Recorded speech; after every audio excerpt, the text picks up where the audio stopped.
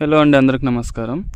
నేను నిన్న పోస్ట్ చేసిన క్వశ్చన్ అండ్ ఆన్సర్స్కి అండ్ డౌట్స్కి క్లియరెన్స్ వీడియో కింద కూడా చాలామంది చాలా క్వశ్చన్స్ అయితే అడిగారు.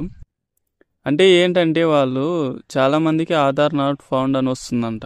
ఆధార్ నాట్ ఫౌండ్ అని ఎందుకు వస్తుందంటే వాళ్ళకి యాక్చువల్గా టెస్ట్ లింక్ అనేది ఇంకా రాలేదన్నమాట. కానీ వాళ్ళకి టెస్ట్ లింక్ రాకపోయినా కూడా వాళ్ళైతే లాగిన్ అయ్యి ట్రై చేస్తున్నారు. లాగిన్ అయ్యి ట్రై చేయడానికి వాళ్ళకి ఆ వెబ్సైట్ కాదండి, యాక్చువల్గా అది మనకు టెస్ట్ లింక్ వచ్చిన వాళ్ళకి చేసే స్టెప్స్ నేను అక్కడ ఎక్స్ప్లెయిన్ చేశాను అనమాట. అసలు ఇంతవరకు రిజిస్ట్రేషనే చేసుకొని వారికైతే నేను ఇక్కడ చూపించే ఈ వెబ్సైట్లోకి అయితే వెళ్ళి ఇక్కడ నేను చెప్పినట్టుగా చేయండి. ఇది కొంతమందికి వర్క్ అవుతుంది, కొంతమందికి వర్క్ కావట్లేదు. చాలామందికి అయితే వర్క్ కాదని చెప్తున్నారు.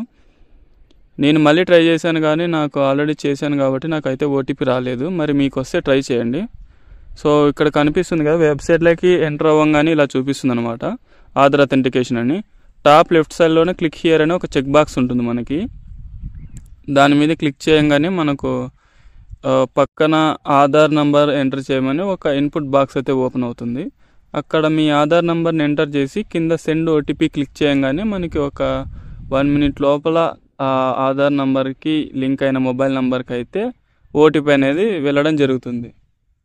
అలా వెళ్ళిన ఓటీపీని ఇక్కడ మనం ఎంటర్ చేయగానే రిజిస్ట్రేషన్ అనేది సక్సెస్ఫుల్గా అయ్యింది అని మనకైతే నోటిఫికేషన్ అండ్ మెసేజ్, మెయిల్ అన్నీ వస్తాయండి.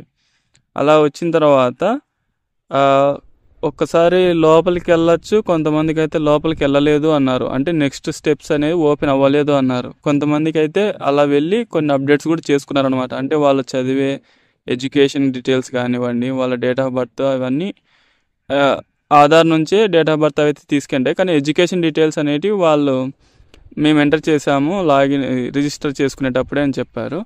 మీరు అలా ఓపెన్ అయితే అక్కడే ఎడిట్ చేసుకోవచ్చు. లేదు అంటే మళ్ళీ వెయిట్ చేయాలి. మీకు ఆటోమేటిక్గా మనకి ఫీజు రియంబర్స్మెంట్ కానీ, అమ్మఒడి కానీ ఇలా చేసేటప్పుడే అక్కడ మన డీటెయిల్స్ అనేటివి లాస్ట్ ఏదైతే తీసుకున్నారో బీటెక్, ఇంటరా, ఎంటెక్, డిగ్రీనా, అక్కడ నుంచి అయినా డీటెయిల్స్ క్యాప్చర్ చేసుకోవచ్చు అనమాట. అలా మనము చెప్పడానికి లేదు, అది ఏదైనా జరగచ్చు. ఒకవేళ ఓపెన్ అయితే మీరు మాన్యువల్గా అప్డేట్ చేసుకోవచ్చు. లేదు అంటే అది ఆటోమేటిక్గా మీ లాస్ట్ ఫింగర్ ప్రింట్ ఎడ్యుకేషన్ పరంగా ఎక్కడైతే వేశారో ఆ ఎడ్యుకేషన్ డీటెయిల్స్ని అయితే క్యాప్చర్ చేసుకుంటుంది. సో ఇలా అయితే ఫస్ట్ అయితే రిజిస్టర్ చేసుకోవాలి. ఈ రిజిస్టర్ చేసుకున్న వాళ్ళకి యాక్చువల్గా ఇప్పుడు టెస్ట్ మెయిల్ వచ్చిందనమాట. ఆ టెస్ట్ మెయిల్ వచ్చిన వాళ్ళు మెయిల్తో పాటు మెసేజ్ వచ్చిన వాళ్ళకి నేను రిజిస్ట్రేషన్ ఎలా చేసుకోవాలి, ఎగ్జామ్స్ ఎలా జరుగుతాయి, ఎలా స్టెప్ బై స్టెప్ ఫాలో అవ్వాలనే దాని గురించి వీడియో చేశాను. అవేవి తెలియకుండా కొంతమందికి ఈ రిజిస్ట్రేషన్ అవ్వకోకుండా అక్కడ లాక్డౌన్ అవడానికి ట్రై చేస్తున్నాను అనమాట.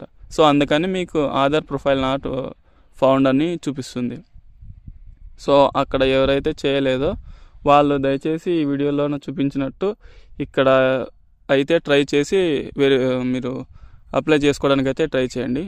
And thank you. మీకు ఇంకా ఏమైనా డౌట్స్ ఉన్నా కింద కామెంట్లో అయితే అడగండి, నేను ప్రతి కామెంట్కి అయితే రిప్లై చేస్తాను.